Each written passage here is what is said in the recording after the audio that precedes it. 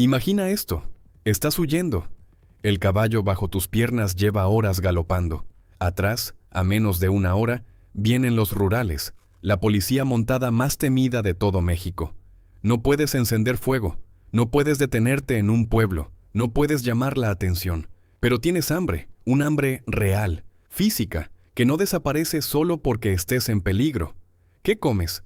Esa pregunta, que parece trivial, tiene una respuesta fascinante, porque los bandidos mexicanos del siglo XIX y principios del XX, los forajidos que vivían entre la sierra y el desierto, entre la persecución y la libertad, desarrollaron una forma de comer completamente propia. Una cocina nacida del movimiento constante, del peligro permanente y de la necesidad de sobrevivir en un territorio que no perdonaba errores. No tenían restaurantes, no tenían mercados, no tenían cocinas, tenían lo que cargaban, lo que encontraban y lo que sabían hacer con eso. Y lo que crearon, sin saberlo, fue una de las cocinas más originales de la historia de México. Una cocina que influyó en la comida de camino, en la comida de campo, en la comida de las familias que vivían cerca de las rutas que ellos recorrían.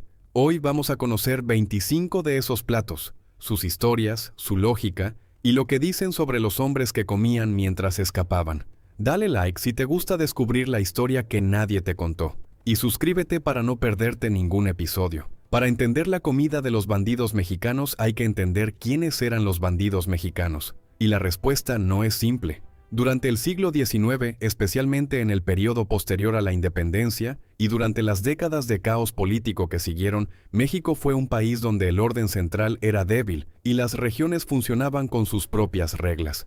En ese vacío de autoridad prosperó una figura que existía en el límite entre el crimen y la resistencia: el bandido.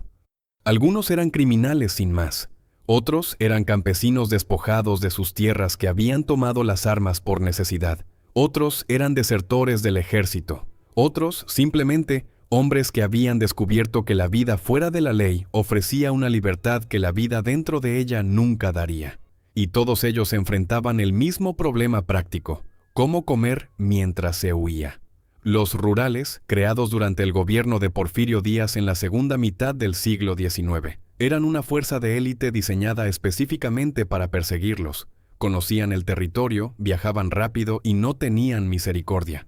Ante ellos, un bandido detenido demasiado tiempo en un lugar era un bandido capturado. La cocina bandida nació de esa urgencia, de la necesidad de comer rápido, de cargar poco, de cocinar sin fuego cuando era necesario, de aprovechar absolutamente todo lo que el camino ofreciera. Es una cocina de movimiento, y como veremos, tiene mucho que enseñarnos. El pinole de camino. El primero de nuestra lista es el alimento más importante de cualquier bandido mexicano que se respetara: el pinole. Maíz tostado y molido, mezclado con piloncillo y canela, a veces con cacao cuando había. Se cargaba en pequeñas bolsas de tela atadas a la silla del caballo. Su lógica era perfecta. No se echaba a perder, no necesitaba agua para comerse, daba energía rápida y ocupaba casi nada.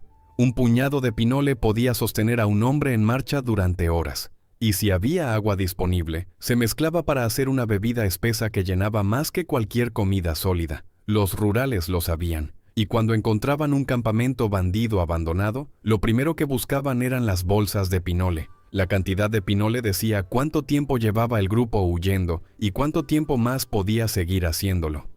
La cecina de emergencia. La cecina, carne salada y secada al sol o al aire, era el segundo pilar de la dieta bandida.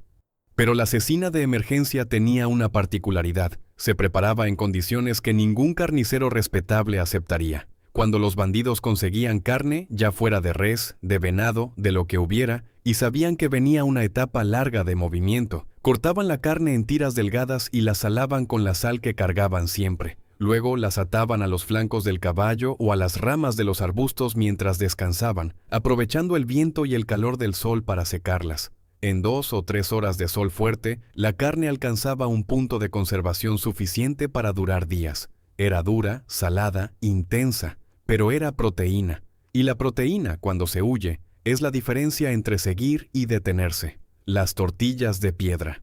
Hacer tortillas sin comal era un problema que todo bandido en movimiento enfrentaba. La solución fue tan antigua como el maíz mismo: cocinar directamente sobre piedras planas calentadas al fuego. Las tortillas de piedra son más gruesas, más irregulares, con marcas del mineral en la superficie. No son perfectas, pero cumplen exactamente su función: envolver, proteger, transportar el relleno. Y se hacían en silencio, con fuego bajo y rápido, en los momentos de descanso donde el riesgo de ser detectados era menor. La habilidad de hacer buenas tortillas de piedra era valorada dentro de los grupos de bandidos. El hombre que sabía hacerlas rápido y bien era un activo del grupo, casi tan importante como el mejor tirador. El chile seco mascado. Este no es exactamente un plato, es un hábito, y es quizás el hábito alimentario más característico de los bandidos mexicanos. El chile seco mascado era exactamente lo que parece: un chile seco comido directamente, mascado despacio, sin preparación adicional. Los bandidos cargaban siempre una buena cantidad de chiles secos de distintas variedades. El chile ancho para el sabor, el chile de árbol para el picor que mantenía despierto, el chile mulato para las noches frías. Masticar chile seco tiene un efecto fisiológico real. Aumenta la circulación, genera calor corporal, suprime temporalmente el hambre y mantiene el estado de alerta. Los bandidos lo sabían por experiencia, aunque no pudieran explicarlo en términos científicos. El chile seco era su cafeína, su adrenalina, su compañero de camino. El atole de huida. El atole es una bebida caliente hecha a base de masa de maíz diluida en agua o leche, endulzada con piloncillo. En condiciones normales se prepara con calma y se toma en casa, al amanecer. En condiciones de bandido se preparaba en 5 minutos sobre un fuego pequeño y se tomaba de pie, ya con el caballo ensillado. El atole de huida era más concentrado que el atole normal: menos agua, más masa, más piloncillo. Casi una pasta bebible. Daba calor inmediato, energía rápida y llenaba el estómago lo suficiente para montar a caballo sin el dolor del hambre. Hay registros de grupos bandidos del estado de Michoacán que mantenían una bolsa de masa preparada específicamente para el atole de emergencia, lista para usar en cualquier momento del día o de la noche. La sal de gusano del camino. La sal de gusano, mezcla de sal con gusanos de maguey tostados y molidos, es un condimento oaxaqueño de origen muy antiguo. Los bandidos que operaban en las regiones de Oaxaca y Guerrero la conocían bien y la cargaban siempre. Su valor no era solo gastronómico. La sal de gusano aportaba proteína en forma de polvo, sabor intenso que hacía tolerable cualquier alimento básico, y una cantidad de sal suficiente para preservar la hidratación en largas jornadas de cabalgata bajo el sol. Echada sobre una tortilla seca, sobre cecina, sobre cualquier cosa, transformaba la comida más austera en algo que valía la pena comer. Y en un mundo donde la motivación para seguir moviéndose dependía también de los pequeños placeres, ese polvo de sabor tenía un valor que iba más allá de la nutrición. El nopal crudo de emergencia. El nopal, la pala del cactus, es uno de los recursos alimentarios más extraordinarios del paisaje mexicano. Crece en todo el centro y norte del país, no requiere agua, resiste el frío y el calor, y puede comerse crudo en caso de necesidad. El nopal crudo de emergencia era exactamente eso: la pala del nopal pelada con el cuchillo que todo bandido cargaba, cortada en trozos y comida directamente. Es baboso, tiene un sabor verde e intenso, y no es agradable de esa forma, pero hidrata, aporta fibra y vitaminas, y se consigue literalmente en cualquier camino del país. Los bandidos aprendieron a identificar las variedades de nopal más tiernas, las que tenían menos espinas y mejor textura cruda. Ese conocimiento del territorio, esa lectura del paisaje como despensa, era tan importante para la supervivencia como saber disparar. La mezquite dulce. El mezquite es un árbol que crece en el norte y centro de México, y que durante siglos fue fundamental para las comunidades indígenas de esas regiones. Sus vainas, cuando maduran, son dulces, carnosas y nutritivas, y los bandidos del norte de México las conocían y las aprovechaban. La mezquite dulce se comía directamente de las ramas cuando se pasaba cerca de un árbol. Las vainas maduras, de color amarillo pardo, se masticaban despacio y liberaban una pulpa dulce similar a la miel. También podían molerse para hacer una harina que se mezclaba con agua y formaba una pasta nutritiva y duradera. El conocimiento del mezquite separaba a los bandidos del norte, que podían sobrevivir semanas con lo que el desierto ofrecía, de los perseguidores urbanos que sin provisiones duraban días. El territorio era su aliado. La gordita de frijol negro. La gordita es una tortilla más gruesa, cocida hasta que el exterior queda crujiente y el interior suave. En su versión bandida se rellenaba con frijoles negros refritos antes de cerrarla, creando un alimento compacto, portátil y que se conservaba durante horas sin perder calidad. La gordita de frijol negro era el almuerzo perfecto del forajido, fácil de hacer, fácil de cargar, fácil de comer a caballo sin ensuciarse ni distraerse. Se hacía en las madrugadas, cuando el campamento todavía dormía o cuando el fuego podía encenderse con menos riesgo y se guardaba en la alforja para las horas de movimiento. Hoy, las gorditas son parte fundamental de la gastronomía callejera mexicana. Pocas personas que las comen en un mercado o una feria saben que su forma, su grosor, su capacidad de resistir horas sin desarmarse, fue diseñada originalmente para sobrevivir el galope de un caballo en huida. El tepache de tuna. El tepache es una bebida fermentada tradicional mexicana hecha habitualmente con cáscara de piña, pero los bandidos, que difícilmente tenían acceso a piñas, desarrollaron su propia versión usando tunas, el fruto del nopal, que sí encontraban en abundancia en casi cualquier ruta. El tepache de tuna se preparaba con las cáscaras y el jugo de las tunas, agua y un poco de piloncillo cuando había. En horas de calor fuerte, la fermentación comenzaba naturalmente. En 1 o 2 días, la mezcla se convertía en una bebida ligeramente alcohólica, dulce y ácida, que hidrataba y aportaba azúcares de absorción rápida. El problema era el tiempo. 2 días es mucho cuando se huye. Por eso el tepache de tuna era una bebida de los periodos de calma, de los escondites temporales, de los momentos donde el grupo podía detenerse más de unas horas. La carne al sartal. El sartal es un hilo o cuerda del que se cuelgan chiles o ajos para secarlos. Los bandidos adaptaron esta técnica para la carne. Cortaban trozos pequeños de carne, los ensartaban en un hilo o en una rama delgada flexible y los colgaban en posición donde recibieran viento y sol directo. La carne al sartal era más rápida de secar que la cecina en tiras planas, porque al estar colgada recibía aire por todos lados. En condiciones de sol fuerte del norte de México, podía estar lista en pocas horas. Lo interesante del sartal es su portabilidad extrema. Cuando el grupo tenía que moverse antes de que la carne terminara de secarse, simplemente enrollaban el hilo con los trozos colgados y lo metían en la alforja. La carne seguía secándose mientras galopaban. El movimiento mismo era parte del proceso de conservación. El pozole de camino. El pozole es uno de los platos más festivos de México. Un caldo de maíz cacahuacintle cocinado con carne, servido con múltiples acompañamientos. En su versión bandida, el pozole de camino era una versión esquelética, casi irreconocible, de ese festín. Solo maíz cacahuacintle precocido, que algunos grupos cargaban porque era muy nutritivo y resistente, y el caldo más básico posible hecho con lo que hubiera. Sin tostadas, sin lechuga, sin orégano, sin rábano. Solo el maíz y el caldo. Pero ese maíz inflado, suave, que en boca tiene una consistencia casi carnosa, en un caldo caliente era suficiente. Era suficiente para que un hombre que llevaba días en movimiento sintiera que había comido de verdad. Y esa sensación, la de haber comido de verdad, era más importante que cualquier valor nutricional. El taco de noche fría. Hay un plato que en los testimonios de comunidades de Jalisco, Michoacán y Guerrero aparece mencionado como el taco que dejaban los bandidos. Tortilla fría, frijoles fríos, chile seco, sin calentar, sin preparación, comido en la oscuridad, en silencio, antes de moverse.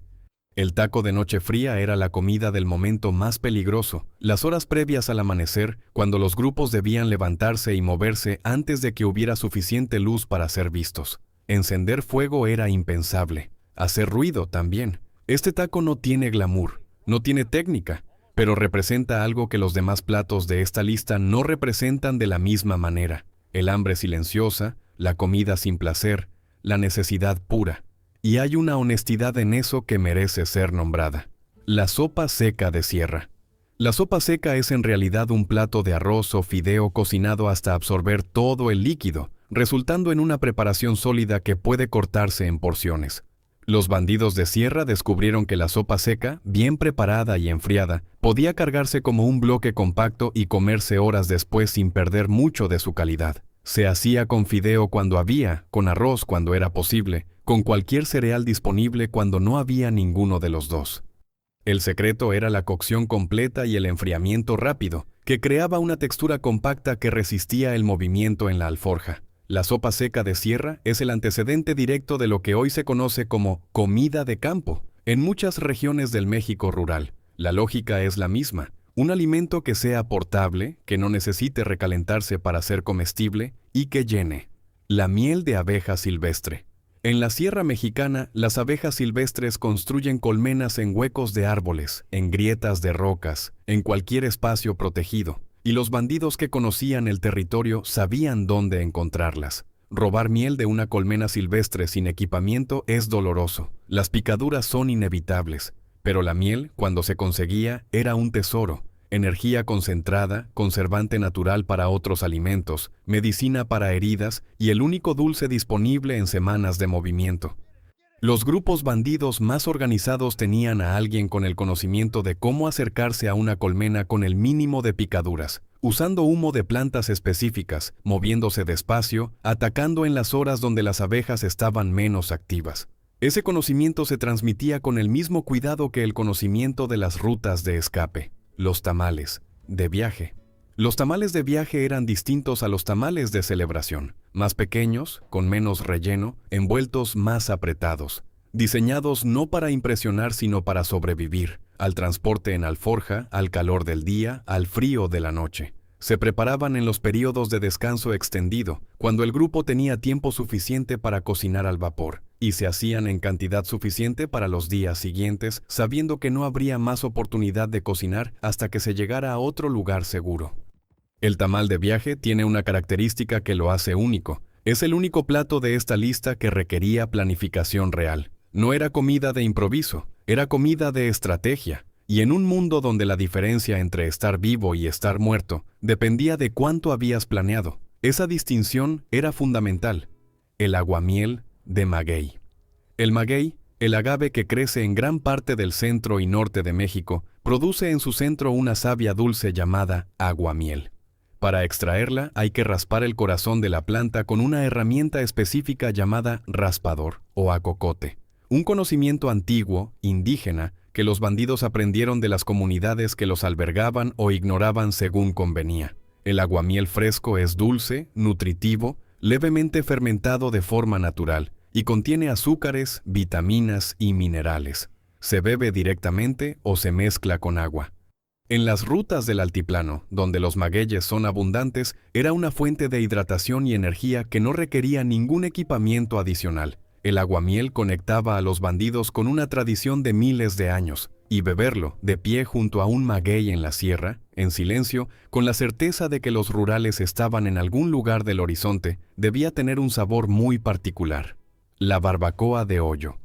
La barbacoa de hoyo es quizás el plato más elaborado de toda la cocina bandida. Se trata de cocinar carne envuelta en pencas de maguey dentro de un hoyo cavado en la tierra, sobre brasas, cubierto con tierra para que el calor se mantenga durante horas. El proceso completo toma entre 6 y 12 horas, lo que significa que la barbacoa de hoyo solo era posible en los periodos de seguridad real, cuando el grupo estaba en un escondite confiable, cuando había tiempo suficiente para preparar, cocinar y comer sin riesgo. Pero cuando se hacía, era el momento de mayor comunidad dentro de la vida bandida. Todos esperaban juntos. El hoyo se abría con cierta ceremonia. La carne, tierna, perfumada con el maguey, se repartía entre todos, y en ese momento, por algunas horas, la vida forajida tenía algo que pocas vidas ofrecen, la anticipación compartida de algo bueno. El café de olla bandido. El café de olla es café preparado en una olla de barro con piloncillo y canela. Es uno de los sabores más reconocibles de México, y dentro de los grupos bandidos tenía un lugar central en la vida cotidiana. El café de olla bandido era el café de las conversaciones importantes, de la planificación del siguiente movimiento, del reparto del botín, de las decisiones que afectaban la vida de todos. No era solo una bebida, era el contexto de la deliberación, el marco dentro del cual los hombres se comportaban como personas que pensaban su vida en lugar de solo huir de ella. Hay algo que los testimonios históricos sobre bandidos mexicanos repiten constantemente, que la vida forajida alternaba momentos de terror absoluto con momentos de calma casi doméstica, y el café de olla era el símbolo más claro de esa calma, un momento civilizado en medio de una vida que todo lo demás hacía salvaje. El pulque de pelea. El pulque, bebida fermentada hecha del aguamiel del maguey, era la bebida alcohólica más común en el México del siglo XIX. Y los bandidos lo bebían, pero de una forma muy particular. El pulque de pelea no era para emborracharse, era para entrar en calor antes de una acción, para calmar los nervios, para dar ese empuje final antes de lo inevitable. Se bebía en pequeñas cantidades, con disciplina. Un buen jefe de banda sabía la diferencia entre el pulque que preparaba y el pulque que incapacitaba. Y ese conocimiento, ese control, era parte del liderazgo. El pulque de pelea es un ejemplo de cómo la misma sustancia tiene usos completamente distintos según el contexto y la cantidad, y de cómo la relación de los bandidos con el alcohol era más compleja y más consciente de lo que la leyenda popular sugiere. La fruta del camino. No es un plato, es una categoría, y merece estar en esta lista porque define la forma de relacionarse con el territorio que tenían los bandidos mejor que cualquier preparación específica. La fruta del camino era cualquier fruta que se encontrara en el trayecto. Tunas en verano, pitayas en primavera, bellotas en otoño, tejocotes en invierno. Cada región tenía su calendario de frutas silvestres, y los bandidos que conocían bien su territorio sabían exactamente qué encontrarían en cada época del año en cada parte de la ruta. Ese conocimiento era sobrevivencia pura. Un bandido que sabía que en cierta cañada del mes de julio siempre había pitayas maduras, tenía información que valía tanto como un mapa de los puestos de los rurales.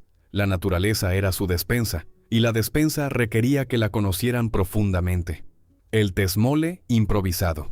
El tesmole es un mole más ligero, de consistencia más caldosa, típico de las regiones de Puebla y Guerrero. En su versión bandida, era un caldo de chile con cualquier proteína disponible, pollo de rancho robado, conejo cazado, carne seca reconstituida.